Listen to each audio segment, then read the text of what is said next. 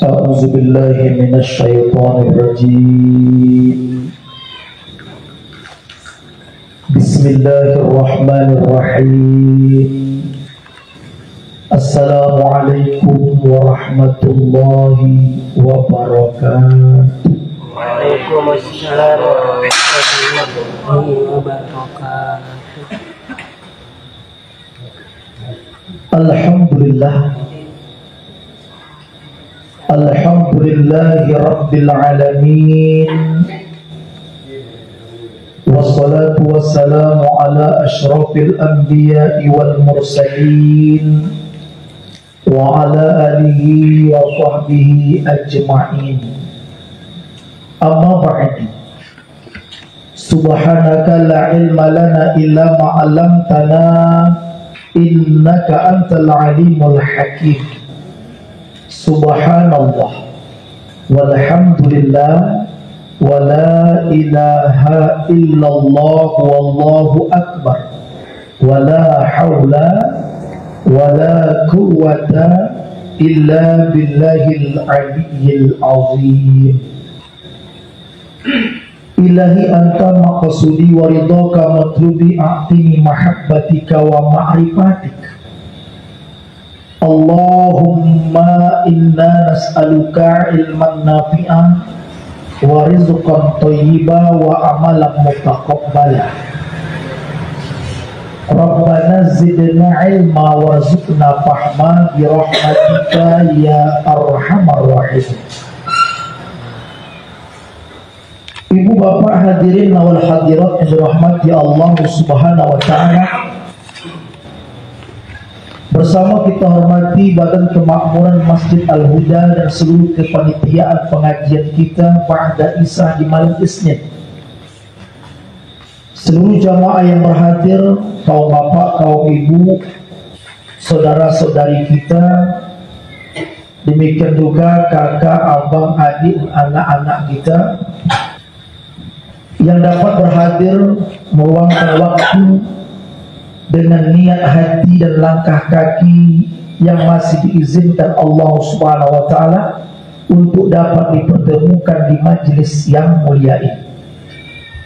Mari kembali kita memperbaharui syukur kita kepada Allah Subhanahu wa taala yang masih mengkurniai nikmat, rahmat, hidayah serta inayah. Dan malam ini kita mau memilih dan dipilihkan sebagai orang yang mau untuk hadir di majlis yang mulia ketika di saat sebagian saudara-saudari kita tidak dapat meluangkan waktu untuk duduk di majlis taklim ini. Maka dari itu, atas nikmat yang diberikan Allah kepada kita, seiring dengan perjalanan takdir dalam kehidupan yang kita lalui, perbanyaklah syukur kepada Allah dengan mengucapkan Alhamdulillahi Rabbil Alamin, dengan harapan dan doa kita bersama. Nikmat-nikmat dikurniai oleh Allah SWT, pandai kita untuk menggunakannya sebaik-baik mungkin. Terutama sekali nikmat yang pantas kita syukuri adalah nikmat yang bernama iman dan Islam. Harapan kita, nikmat ini bukan hanya dapat kita peroleh saat kita dilahirkan sebagai anak orang Islam, bukan hanya saat kita menjalaninya dengan kondisi beriman, tapi sampai nanti ketika ruh meninggalkan jasad kita ini, tetaplah dalam kondisi beriman kepada Allah Subhanahu wa taala. Amin ya rabbal alamin.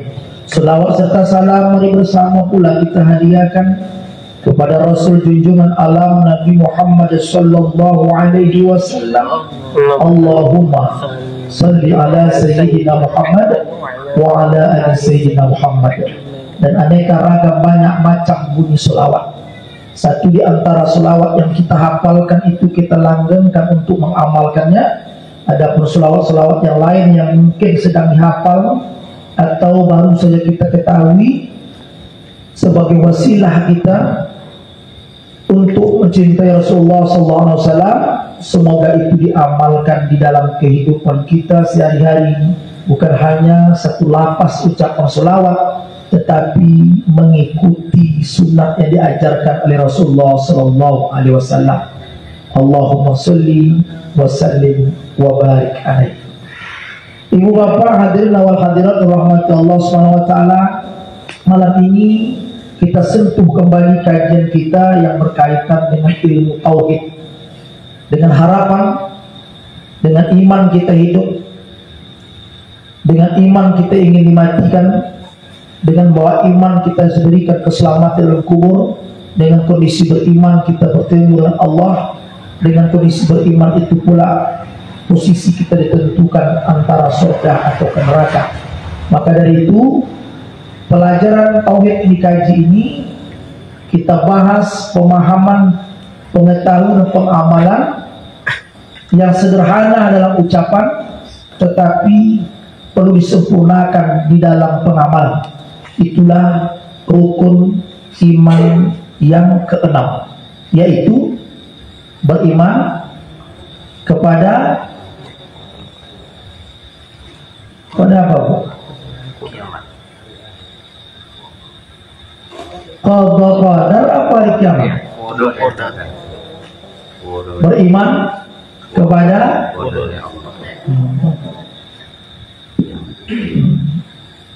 beriman kepada qadar-qadarnya Allah. Kalau diperhatikan dalam kitab Jawahirul Kalamnya, itu ada di Al-Mabahath tadi, pembahasan yang keenam, fil imani bil qada'i wal qadar. Iman kepada qada dan qadar. Kalau dalam bahasan kita ucapkan sehari-hari namanya takdir. Jadi qadar itu diucapkan memang mudah, tetapi itulah perjalanan hidup kita yang tidak semua orang Bapak Ibu siap menerima kenyataan itu. Ketika takdir itu enak, mungkin nikmat dalam kehidupan, orang akan menganggap itu dalam bentuk syukur karena dia mendapatkan nikmat ini. Tapi ketika bentuk takdir itu dalam bentuk cobaan, dalam bentuk permasalahan kehidupan, tidak semua orang siap untuk menerima kenyataan itu, Pak. Satu contoh sederhana sebagai sinopsis kehidupan. Kalau tidak diterima dengan iman, stres gitu. Kalau tidak kita menerima dengan batin yang kuat karena ingat ini qadar dari Allah, kita tak sanggup rasanya untuk melewati hari-hari kenyataan yang mesti kita hadapi. Contoh beberapa kisah sinopsis kehidupan sehari-hari. Contoh ya, seseorang menikah, ditakdirkanlah berjodohlah dia dengan yang dicintai dan yang mencintai. Itulah kebahagiaan seiring dengan takdir dia bertemu dengan pasangannya. Lalu mohon maaf, 10 tahun usia pernikahan belum lagi dikurniai anak. Aneka ragam upaya doa dilaksanakan. Lalu ketika si perempuan berumur 38 tahun, laki-lakinya pun berumur 40 tahun, barulah dikurniai buah hati belayan jiwa. Lalu ketika sampai anak itu masa mau dilahirkan ke dunia, seorang dokter menyerahkan sebuah kertas untuk ditandatangani oleh suami. Isi surat itu siap untuk melakukan sesar, tetapi dengan aneka ragam resiko. Kata si dokter, Pak, kalau kami selamatkan istri Bapak, kemungkinan besar anak ini akan meninggal dunia. Kalau kami berusaha selamatkan anak Bapak, maka kemungkinan besar istri Bapak akan meninggal dunia. Begitulah pilihan berat Pak, seiring dengan garis takdir. Pertanyaan saya, kalaulah ibu ditanyakan oleh dokter seperti itu, kira-kira selamatkan diri ibu apa anak? Begitulah sayangnya perempuan itu Pak. Sekarang saya tanya Bapak, kalau dokter bilang begitu pada Bapak, selamatkan anak apa istri? Ibu. Itulah Bapak lebih sayang pada ibu pada anak. Dan itu berlaku Pak saudara. Nah, kalau ditanya seorang suami antara istri sama anak, lebih sayang sama ibu lagi.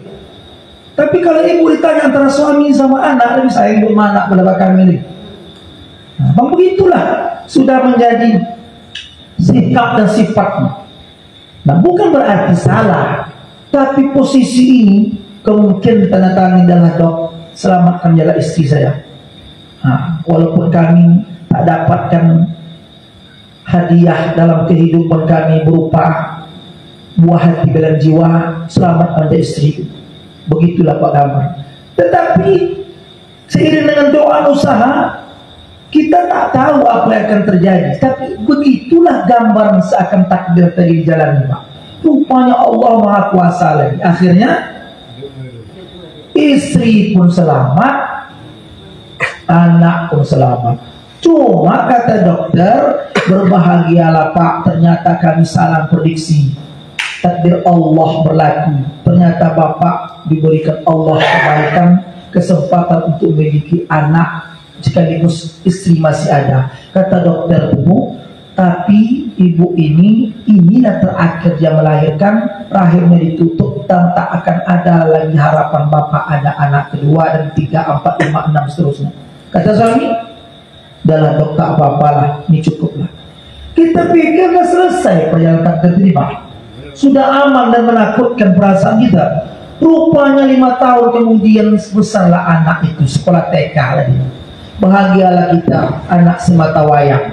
Ini satu gambar supaya Bapak, Ibu dan saya merespon kisah cerita ini bukan sekedar cerita. Ini jalan hidup ini. Itu hanya gambaran kecil dan banyak lagi yang kita jalani, Pak. Macam-macam orang, macam-macam takdir kita jalani. Lain disekolahkan anak itu. Di saat dulu ada wisuda, Pak, sekarang nggak boleh lagi wisuda anak-anak mereka atau peraturan itu. Alhamdulillah tamat anak itu. Begitu pulang dari sekolah TK-nya, anak yang pernah diponis oleh dokter dulu akan mati, betul-betul Pak ditabraklah oleh mobil. Lalu tak dapat diselamatkan, anak itu pun meninggal dunia. Cobalah Bapak Ibu kalau kita tak bersiap dengan iman, itu maksudnya 5 tahun, di 10 tahun, 6 tahun dinanti, lalu anak itu pun sampailah masa detik terakhir kehidupan dia. Nah, bayangkan Bapak Ibu kalau tak menerimanya dengan qada dan qadar Allah, tak sanggup itu. Bapak Ibu, rahimahullah, itu hanya gambaran kecil. Nah, sekelumit kisah sebagian kecil aja manusia dunia, dan itu bisa terjadi sama kita, keluarga kita. Memang takdirnya, memang tak ada kita sampai anak itu dewasa, Ibu. Nah, kalau iman terima itu, dulu tak ada, sekarang tidak ada, nanti akan tak ada kembali. Dulu kita punya apa-apa, diberikan apa-apa, lalu nanti tak punya apa-apa lagi. Itu bukan hanya pembicaraan, tetapi respon iman dalam menghadapi hal yang baru diceritakan. Satu contoh singkat aja, Pak. Yang kedua, dijual rumah, dijual tanah, harapan kita akan buat usaha baru di negeri orang ataupun di provinsi ataupun kota lain, Pak. Kita berharap ini akan lebih baik daripada apa yang kita alami sekarang. Rupanya diberilah hutan itu ataupun tempat di mana kita ingin berusaha. Nah, nikmatnya begitu, Pak. Kita pindah dari takdir yang satu ke takdir yang lain. Kan itu harapan kita. Rupanya rumah pun dibangun, usaha sebagian dibelikan ke kebun. Apa terjadi? 1 bulan dia tanamkan sawit itu, lahan gambut itu pun terbakar bersama rumahnya. Nah, bahkan istri anaknya pun terbakar di tempat itu terkurung. Kalau tidak terima, Pak, dengan qada Allah iman, tak sanggup, Bu. Tidak. Itu contoh dalam bentuk usaha. Dan dalam bentuk anak, Pak. Yang ketiga dalam bentuk ilmu. Kita sangka dengan berilmu dan beramal kita enak, senang, menang, kenyang di dalam dunia. Aku kan beramal, aku tidak berilmu. Ngapain lagi takdir ini, Pak, sulit aku hadapi, kan gitu. Tapi kenapa nama udah beramal, udah soleh, kita udah baik-baik, kita sangka lepas kita ditakdir. Tidak, disekolahkan anak tinggi, kita berharap anak itulah sebagai harapan ke depan. Tapi takdir Allah berkata lain. Justru anak yang tadi itu berbuat masalah kepada kita. umpama narkoba halnya. Nah, kemudian menghadapi masalah yang lain berkasus-kasus, seolah-olah dia berpikir percuma lah aku sekolah kau takdir nasib begitu. Kalau begitu apa gunanya amal nih, apa gunanya memahami iman nih? Ada bedanya dalam merespon ini. Bedanya mana? Seorang anak lajang bertanya, usia anak lajang ini lah, Ustaz, dulu ku ceramah tentang takdir di sekolah, ku ceramah tentang suka duka kehidupan, aku biasa saja. Tentang kematian seorang ibu, tentang meninggalnya seorang ayah, perjuangan di masa sekolah ini, aku semangat menyampaikan itu kepada kawan-kawan. Tapi saat mama aku meninggal, aku disuruh orang nak pidato, baca doa pun Pak Ustadz meleleh, air mata tak sanggup aku hadapin. Kalau gitu apalah gunanya aku kaji tentang takdir, tentang iman, tentang ini, kalau aku sendiri pun belum tentu siap. Jadi saya bilang ada bedanya. Pertama, kalau kamu kaji itu, kamu tidak sampai tenggelam dalam lautan nafsu dan bisikan setan karena menghadapi musibah ini. Yang kedua, karena kau belajar tentang qada dan qadar itu berkaitan dengan iman, engkau tidak mudah bersedih berlarut-larutan. Karena kita tahu, Pak. Yang ketiga, kalau kau pelajari ini sebagai ujian justru akan membangkitkan nilai iman engkau lebih kuat lagi. Jadi tak putus asa.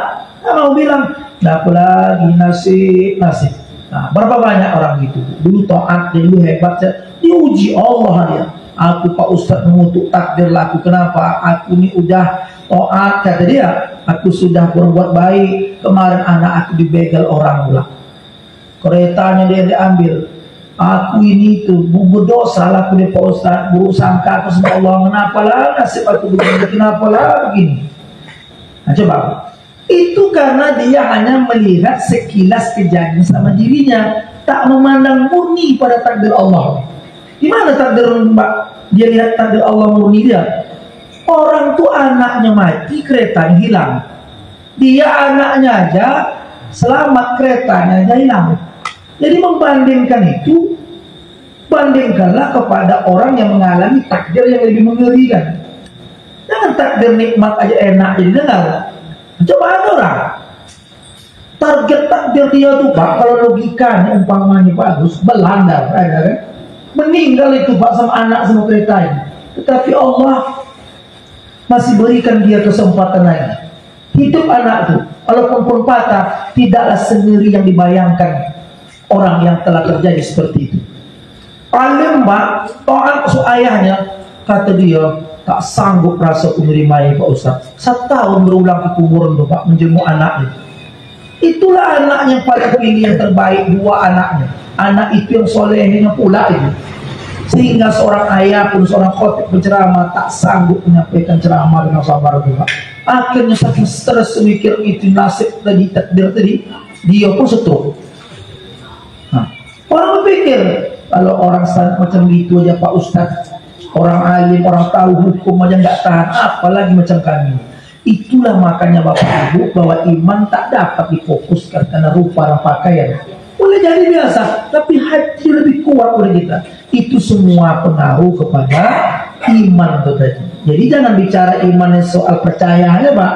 Ini iman ini tentang keyakinan perjalanan kehidupan kepada Allah, malaikat, kitab-kitab, rasul-rasul, hari kiamat, takdir. Nah, kalau takdir baik enak lah.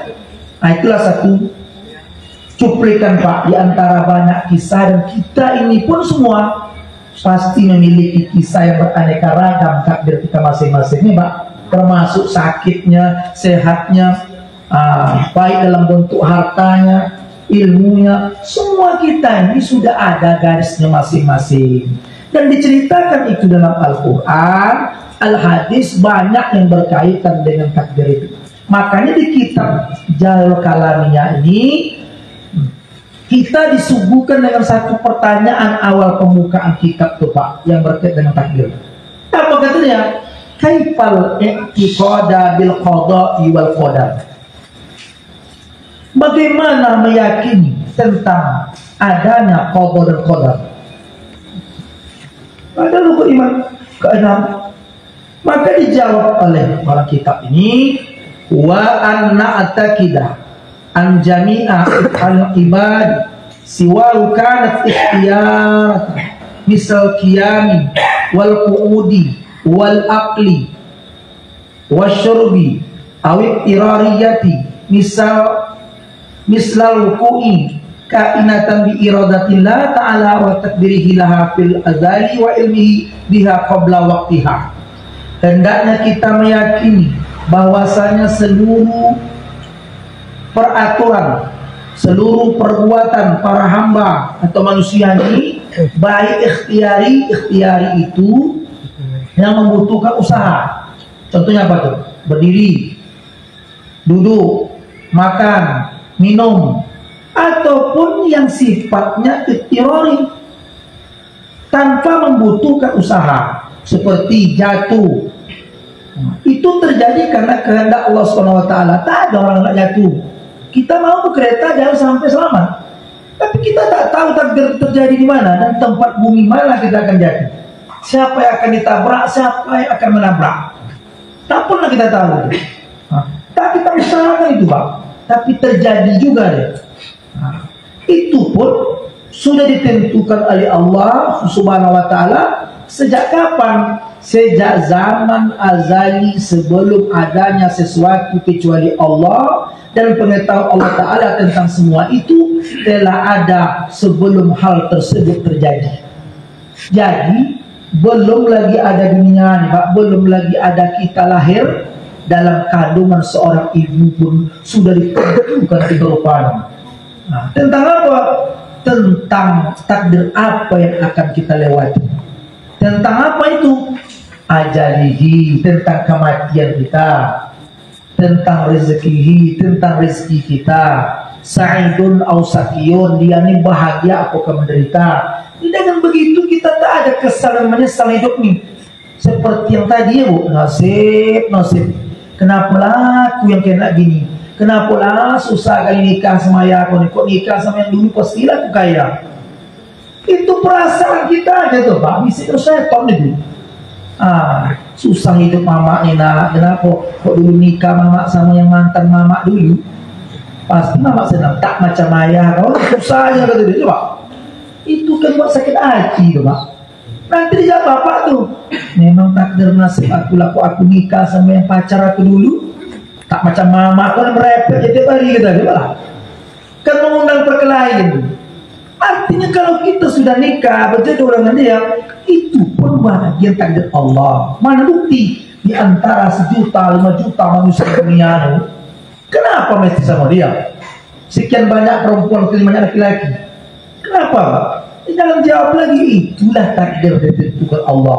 Bahkan anak lajang, anak gadis kita itu udah ada jodohnya tuh. Cuma kita tak tahu bagaimana proses terjadi.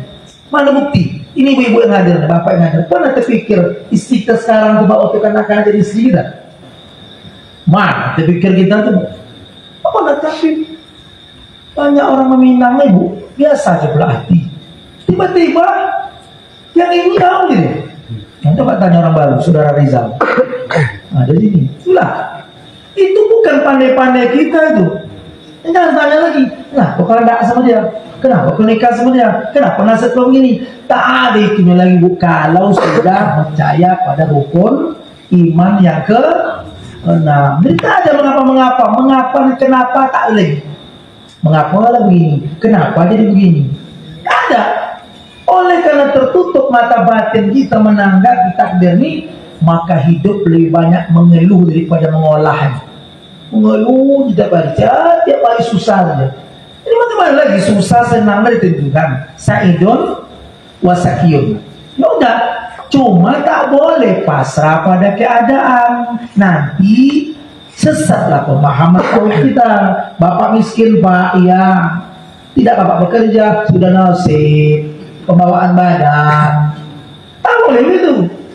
Bapak ini kenapa nggak sholat, kenapa nggak puasa, kenapa nggak ngaji? Kami sudah takdirkan Allah 7 keturunan tak ada sholat. Oh, tak bisa begitu.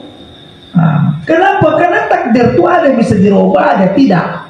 Yang kita kenal dengan takdir mubram, takdir mu'allaq. Nanti diperjelaskan detail tentang ini Pak.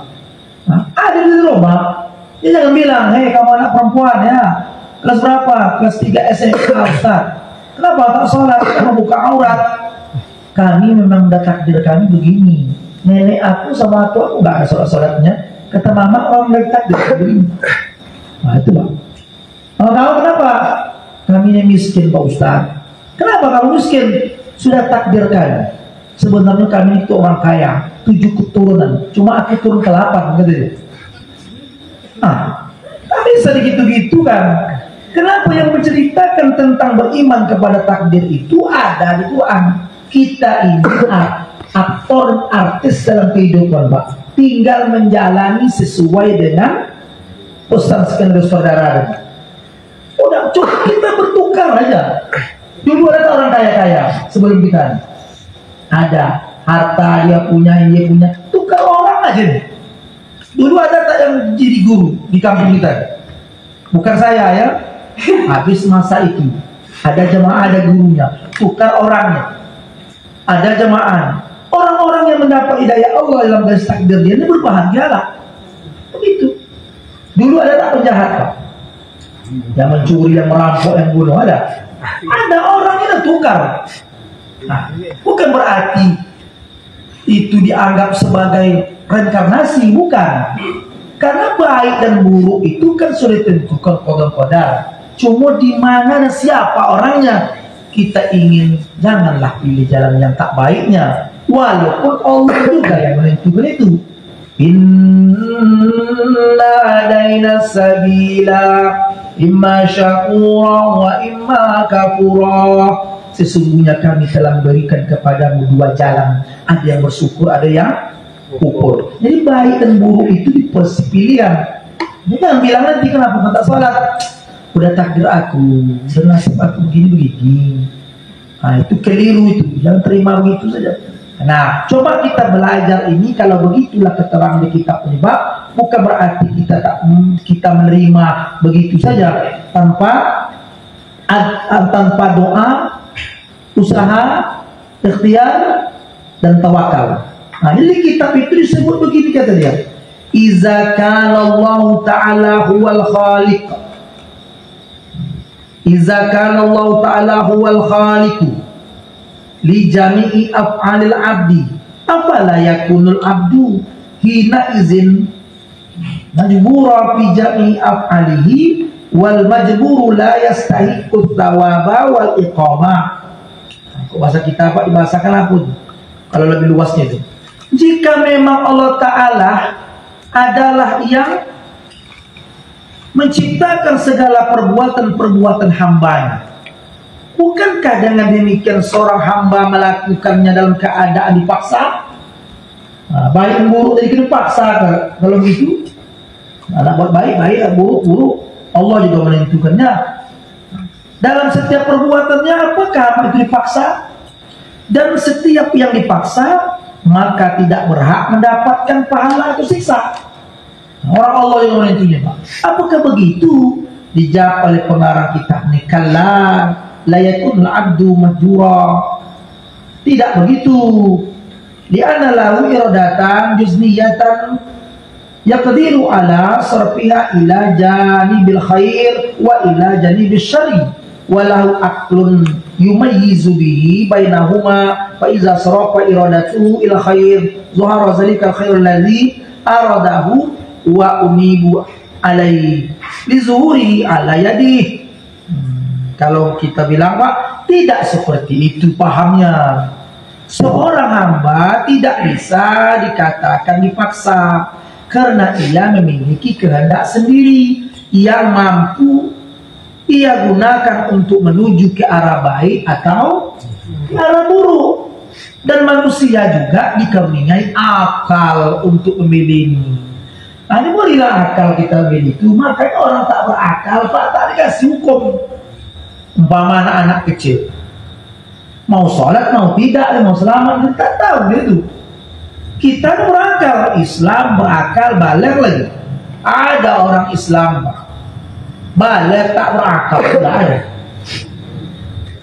Orang gila lah umpamanya, ojek gigi, tak ada hukum sebenarnya itu. Jadi siapa yang tak mau sholat, tak mau puasa, tak mau zakat, silakan. Saya mau merampok, mencuri, begal, urusan dia. Dengan syarat tidak Islam, tidak balik, tidak berakal. Atau salah satu. Tak ya, kenapa tak sholat? Udah takdir. Bisa gitu. Nah, Bapak Islam lah. Bapak itu udah balik cucu udah banyak. Berarti Bapak tak berakal, Bapak di rasa. Nah itu Bapak parah tuh. Bilang tuh aku tak berakal. Tidak. Tapi kenyataannya Pak asal kurang satu yuk. Dia susah nak milih itu. Cobalah malam Islam berakal belum balik pula. Nah, setidaknya Islam keturun di Islam lah. Nah ini dia, maka diberi kita untuk mikir. Maka di Quran, apalah ta'qilun, apakah kau tak berpikir? Nah, pikirkanlah tentang kehidupan kita yang akan datang. Udah banyak orang hidup pasti mati. Harta dunia dan diri kita tak kekal. Setiap yang bernyawa kullu nafsin za'iqatul maut. Ini ada atur hukum supaya kita diberikan yang keselamatan. Hidup ini singkat. Ada masa kita tinggal dunia ini, pagi, petang, malam, siang berlalu habis. Yang lahir-lahir, yang menikah-nikah, yang meninggal-meninggal juga ibu. Habis nanti nih Pak tukar terus kita tahun 2030, 2050, entah sampai lagi tahun 3000. Entah ada atau tidak lagi. Begitulah perjalanan hidup. Kita rasa gini-gini aja. Nah, maka orang bertambah umur dia sangka sebuah kebanggaan ulang tahun. Rupanya bertambah umur itu menunjukkan berkuranglah jatah hidup di dunia seiring dengan takdir kita tadi. Nah, maka menjadi nyatalah kebaikan yang ia kehendaki, yang ia berhak mendapat pahala. Lantas tadi Allah Ta'ala dia pilihan, aku buat baik nih untuk diriku dalam dunia yang selamat akhirat nanti. Ini dari Allah Ta'ala. Karena dia memilih baik, dipilihnya buruk tadi, layak dia mendapat siksa kesalahan dia tadi. Namun Allah juga yang menentukan itu. Baik dan buruk itu Allah tentukan. Cuma yang pasrah. Aku kan dekat dengan Allah, jahat jadi jahatlah. Kamu dan Allah baik, beruntunglah kau baik. Tak bisa gitu. Karena kita diberi akal untuk memilih ini tentukan. Nah jadi adanya hubungan keinginan tersebut dengan dirinya sendiri. Apabila ia menggunakan kehendaknya, keinginannya ke arah keburukan, maka menjadi nyatalah keburukan yang ia kehendaki. Ia berhak mendapat siksa karena memang dia yang melakukannya. Dan ada hubungan keinginannya tersebut dengan dirinya sendiri. Nah, kan ada pilihan. Kita mau minum apa tidak? Pilihan. Kalau saya minum airnya takdir juga. Tak saya minum pun takdir juga. Nah, maka Umar bin Khattab kan bilang begitu Pak. Wahai Umar, kenapa engkau tinggalkan tempat ini? Umpamanya di masa kita Covid lah umpamanya Pak. Kenapa engkau pindah ke tempat lain? Ini sudah takdir Allah, kata orang itu bilang. Kata Umar, kalau aku tetap di sini dalam keadaan ini takdir. Kalau aku pindah pun menjauh dari sini, ya takdir juga. Nah, cuma supaya jangan kita menyesal dalam hidup ini, luaskan doa, usaha, ikhtiar, tawakal. Biar mudah diingat, DUIT. Duit, doa, usaha, ikhtiar, tawakal. Barulah kita serahkan. Mana contoh? Anak pelajar, dia sudah doa, ya Allah berilah aku ranking 1. Kalau tak ranking naik kelas jadilah ya Allah, begitu. Tak ranking tak usah. Dia berdoa, usahanya maksimal. Belajar dia pagi, petang sama guru ini. Referensi-referensi disediakannya di buku atau di kitab. Kalau bantu dengan internet, udah belajar. Usahanya terus. Rupanya udah begitu, tak juga ranking. Udahlah, udah tawakal. Begitu juga para pedagang petani. Kita sudah tanam, tugas kita menanamnya, Pak, merawatnya. Menumbuhnya siapa? Itu. Tapi kalau sudah ya Allah tumbuhkan padi aku nih, tanam ya Allah, hasil panen aku baguskanlah ya Allah. Tapi itu doa, diracun tidak, dipupuk tidak, tikus dibiarkan, bisa? Usaha kita kurang. Kalau kita doakan, kita usaha ikhtiar, baru serah sama Allah Ta'ala. Kalau tidak itu berhasil Pak, itulah dan nasib baiklah. Begitu. Oh, dia bilang takdir, dia bilang ada takdir. Tanam padi jadi tidak usah. Itu tak ada usaha, namun salah itu. Nanti jadi jabariyah, paham kita. Allah ada semata-mata, ya Pak. Nah itu yang diluruskan. Ini Quran yang menceritakan itu banyak. Ditanya orang ada di Quran itu dalam etikot Ahlussunnah wal Jamaah tentang qadar itu. Maka jawab ada. Yang mungkin punya referensi ya, coba buka di antaranya Quran surat Al-Hadid ayat 22. Panjang-panjang Pak, tapi menunjukkan di Quran banyak ceritakan itu. Sebagai pedoman kita, Al-Hadid 22. Contohnya, apa kata Allah Ta'ala? Ma asaba min musibatin fil ardi wala fi anfusikum illa fi kitabim min qabli an nabra'aha inna dzalika 'ala Allah yasir. Dzalika 'ala Allah yasir. Tiadalah sesuatu bencana yang terjadi di bumi, tidak pula yang terjadi pada diri kamu, melainkan itu ada dalam kitab sebelum kami laksanakan terjadinya. Bahwasanya yang demikian itu mudah bagi Tuhan. Yang terjadi apa nih Pak? Itu sudah terangkum dalam skenario jelas tadi. Kita tinggal jelas tanggal berapa saya akan jatuh, hari apa saya akan terjadi, di bumi mana saya akan tersungkur. Itu sudah saya jalani. Pada waktu dulu mama ayah kita tak pernah berpikir itu akan terjadi. Yang bapak yang sudah pernah mengalami ke anak cucu dari sendiri lihat, kenapa lah mesti anak kita yang jatuh kelanggar? Apa keretanya, di mana tempatnya, siapa imbangnya, udah dicatat. Itulah keterangan Quran tuh surat Al-Hadid ayat 22. Nah, itu kita pikir-pikir juga gitu Pak. Kalau takdir buruk, apalah terjadi itu aku esok lagi kita. Tapi tak boleh takut. Kenapa? Kita sudah serahkan itu kepada Allah. Apa terjadi terjadilah. Namun dalam bingkai doa, usaha, ikhtiar, tawakal. Kalau tidak Pak, takut itu tadi. Itu makanya mati tak diberitahu. Nih Bu, saya tanya ibu-ibu, coba Bapak ya. Kalau Bapak yang saya beritahu takut nih tiap hari kita nih Pak nggak mati aja. Saya keluar dari rumah, cari rezeki, itu ukur mati itu. Iya kok pulang suami itu loh. Itu pun udah pulang repet tuh. Bukan ibu sih, bukan. Ibu ini soleh amin ya Rabbal. Kan keluar adanya itu. Ayah, saya tanya, mati ini harus tahu apa tidak? Enaknya Pak, enaknya mati ini harus tahu apa tidak? Kenyataannya tidak. Tapi pasti itu kan? Pasti. Tapi kalau tahu mau ngeri juga. Ada juga orang bilang, lah tahu Pak Ustaz, kamu ini meninggal tahun 2030. Walah, mulai ini kita apa saja? Ada anak sekolah ditanya, kamu berapa umur? 16 tahun Pak Ustaz.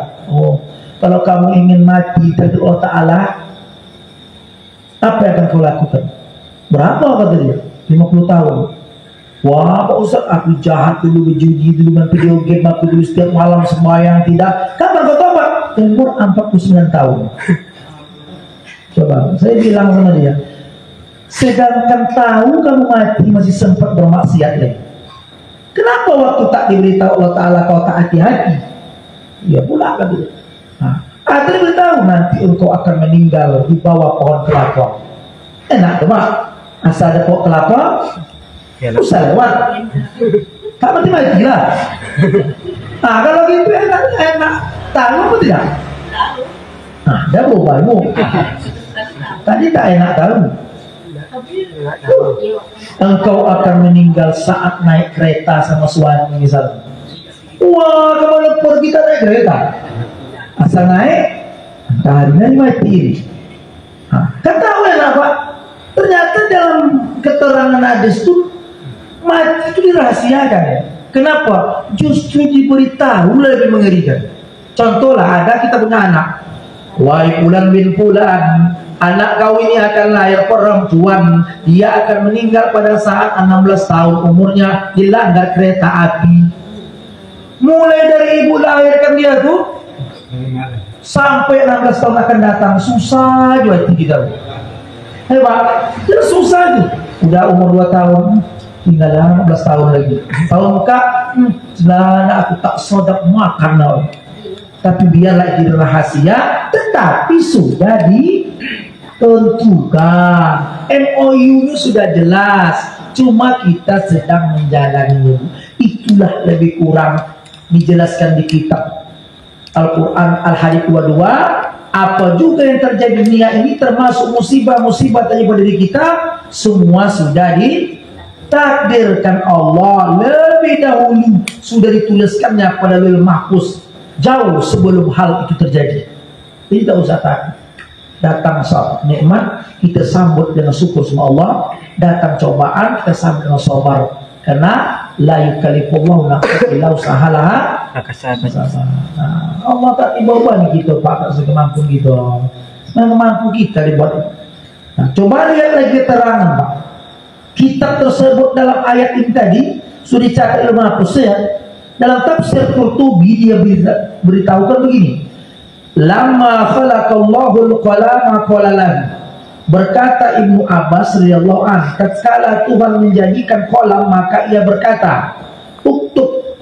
Fakataba ma huwa kainu ila yaumil qiyamah. Tulislah, lalu kolam itu menulis apa yang terjadi sampai hari kiamat.